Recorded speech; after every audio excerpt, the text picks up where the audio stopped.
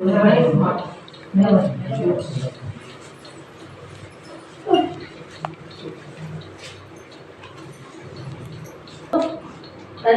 వీరేం చేస్తున్నారో వీరెరుగురు కనుక వీరిని క్షమించమని చెప్పెను. వారు ఆయన వస్త్రములు పంచుకొనుటకై చింపివేసిరి.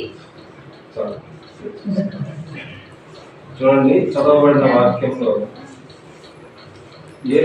యేసు తండ్రి వీరేమి చేస్తున్నారో ఎరుగరు కనుక వీరిని క్షమించమని చెప్పాను.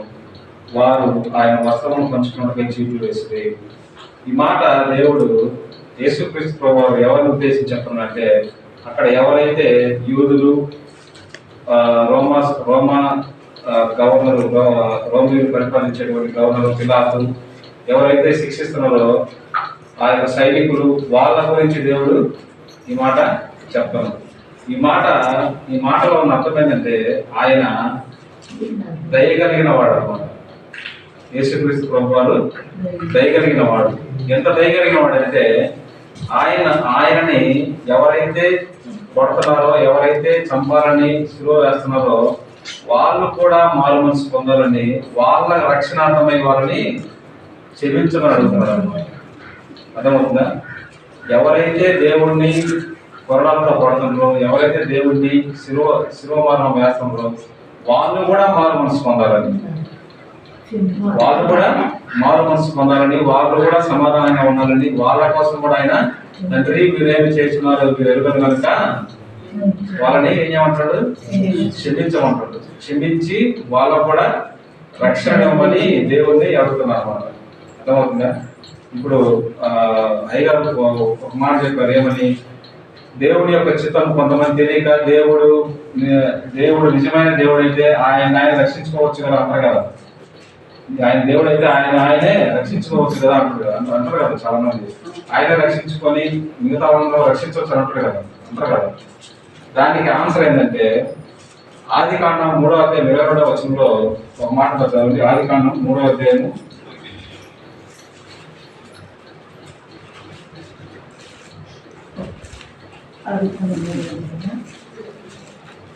22వ వచనం.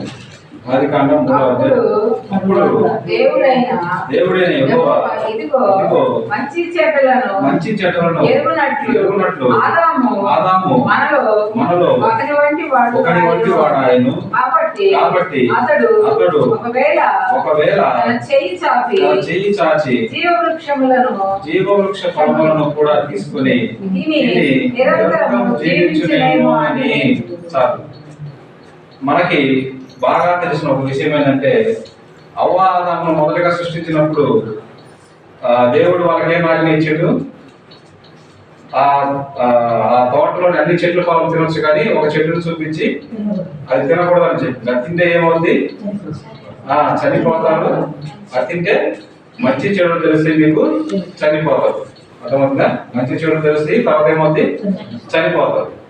కాబట్టి దాన్ని తినొద్దు అని చెప్పాడు. తినొద్దు అని చెప్తే వాళ్ళు ఏం చేసినారు? తిన్నారు.